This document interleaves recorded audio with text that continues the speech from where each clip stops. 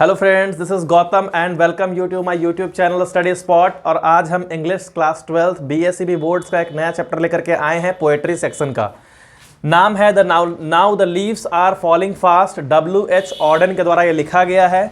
Orton का जन्म 1907 में हुआ था और 1973 में इनकी डेथ हो गई थी। आप सभी लोग बुक निकाल लीजिए। W.H. ऑर्डन जिनको पुलित्जर पुरस्कार मिला था, पुलित्जर प्राइज मिला था इन्हें 1948 में इनके वर्क के लिए द एज ऑफ एंजाइटी के लिए। ये इंग्लैंड में रहा करते थे, लेकिन इन्होंने फिर इंग्लैंड को 1939 में छोड़ दिया था। इनके कुछ इंपॉर्टेंट वर्क्स भी है बच्चों। The orators, the dance of death, look stranger, Spain, another time, और कुछ अमेरिकन फेज भी हैं। New year later, for the time being, the age of anxiety, the sealed of अकाइल्स। और ये जो प्रेजेंट जो लिरिक है, now the leaves are falling fast, ये इंसानों के जीवन के बारे में बताया गया है। मतलब पेड़ों से तुलना करके, पौधों से तुलना करके, पत्तों से तुलना करके हम इंसानों के बारे में ये बताया गया है। सुनिएगा ध्यान से, बुक निकाल लीजिए बच्चों। आइए, now the leaves are falling fast, nurses flowers will not last. पेड़ के पत्ते अब गिर रहे हैं, तेजी से गिर रहे हैं। Nurses flowers will not last, कहने का मतलब यहाँ पे क्या है बच्चों कि वो पेड़, जो नर्स नामक जो पेड़ है, मतलब जो वैसी नर्स जो एक तरह से कहते, देखिए हमारे जीवन में भी जो नर्स होती है, जो डॉक्टर के यहाँ जो नर्स होती है हॉस्पिटल में, वो भी बच्चों को सपोर्ट करती है। और यहाँ पे नर्स पेड़ के बारे में भी कहा गया है। जो नर्सेज के जो फ्लावर्स है वो अब नहीं रहे। Nurses of the Graves are gone and the प्रैम्स go rolling on. कह रहे हैं क्या कि जब छोटे बच्चे का जन्म होता है तो जब नर्स उस बच्चे को लेकर के आती हैं, बच्चे को जब खिलाती हैं, हाँ, तो जब बच्चे को वो खिलाती हैं वो तो कब्र में जा चुकी है। बच्चों को खिलाने वाले जो नर्स थे वो कब्र में जा चुकी हैं। लेकिन जो बच्चों पे जो झूला झूलते हैं, जो बच्चे लोग झूला झूलते हैं, जो छोटा सा झुलुआ होता है बच्चों लोगों का, झूला गाड़ी, वो ऐसे ही चल रही है। Whispering neighbours left and right pluck us from the real delight. और जो क्या बोलते हैं विस्परिंग नेबर्स, विस्परिंग नेबर कहने का मतलब क्या है बच्चों? विस्परिंग नेबर कहने का मतलब है यमदूत। क्या है बच्चों? यमदूत। तो यमदूत जो है वो खुशियां छीनने के लिए चारों तरफ से आ रहे हैं। Pluck us from the real delight, हमारी रियल खुशी को छीनने वो लोग आ रहे हैं। And the active hands must freeze lonely on the separate needs. और जो हाथ आज तक बहुत काम कर रहे थे, जो परिवार चला रहे थे, अब आज वो बर्फ के भांति एकदम ठंडे पड़ चुके हैं। क्यों? क्योंकि यमदूत आ चुका है और यहाँ पे हर इंसान अकेला बैठा हुआ है।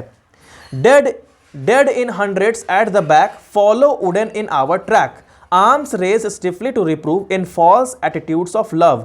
और कह रहे हैं क्या कि यहाँ पे लकड़ी का ताबूत रखा हुआ है और उसमें सैकड़ों मौत है, मतलब बहुत सारे लोग मर चुके हैं। यहाँ पे बहुत सारे ताबूत देखने को मिल रहे हैं। बच्चों, ये जो पोएम है वो हमारे लाइफ से जुड़ा हुआ है, उस पर ये लिखा गया है।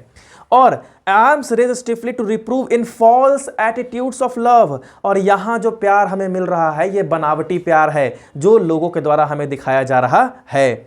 Starving through the leafless wood, trolls run scalding for their food. And the nightingale is dumb and the angel will not come. फिर से, starving through the leafless wood, जो भूखे दरिंदे हैं वो पत्तों के बीच, जंगलों में छुप करके बैठे हैं और पत्तों के बीच से हमें देख रहे हैं।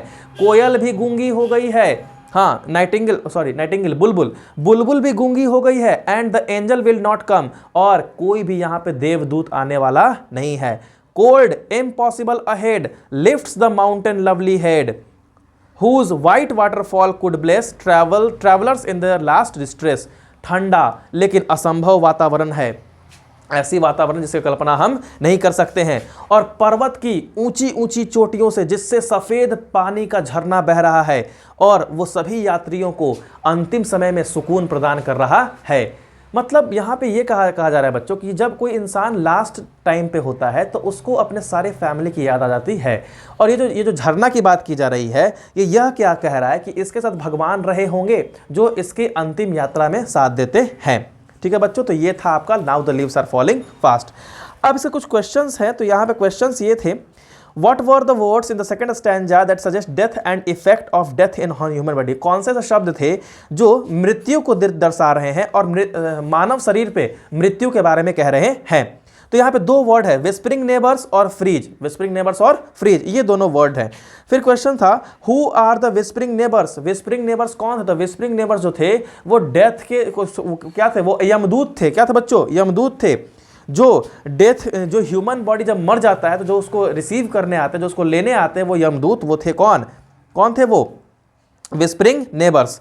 फिर क्वेश्चन है how does the human life become miserable, मतलब मानव जीवन जो है वो इतना दयनीय कैसे हो गया है? तो मानव जीवन दयनीय इसलिए हो गया क्योंकि हम मानव ऐसे हैं बच्चों जो दूसरों को देख करके ही दुखी रहते हैं कि सामने वाला इतना तरक्की कर रहा है। अगर हम लोग कंटेंट रहना सीख जाए, कंटेंट कहने का मतलब समझ रहे हैं, अपने आप में संतुष्टि रखना सीख जाए, तो हमें किसी बात का दुख नहीं होगा। मैं आपको एक बात बताता हूँ, कभी कभी ऐसा होता है बच्चों कि हम लोग एक समय में, मतलब कभी कभी ऐसा दिन आता है कि हम एकदम खामोश हो जाते हैं, एकदम साइलेंट, और ऐसा लगता है कि चलो जो चल रहा है ना अच्छा चल रहा है, और बड़ा आनंद आता है उस समय।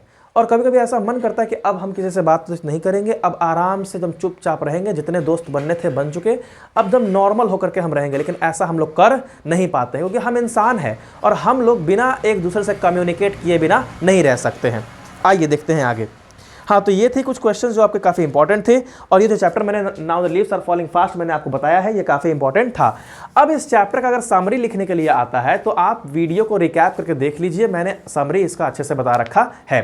So thank you very much and like share and subscribe my channel.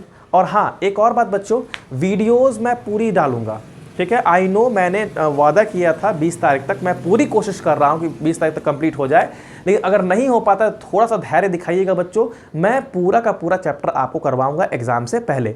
और एक बात है बच्चों कि एग्ज़ाम देने जाने से पहले, जिस दिन आपका इंग्लिश का एग्जाम रहेगा, अगर ऐसा पॉसिबल है तो एक दिन में सारी वीडियो देख डालो, क्योंकि अगर आप 2x पे करके देख लो या जैसे भी देखना है देख लो, लेकिन आपका रिवीजन होना बहुत ज़रूरी है, ठीक है?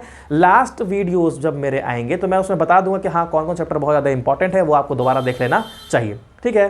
Thank you very much.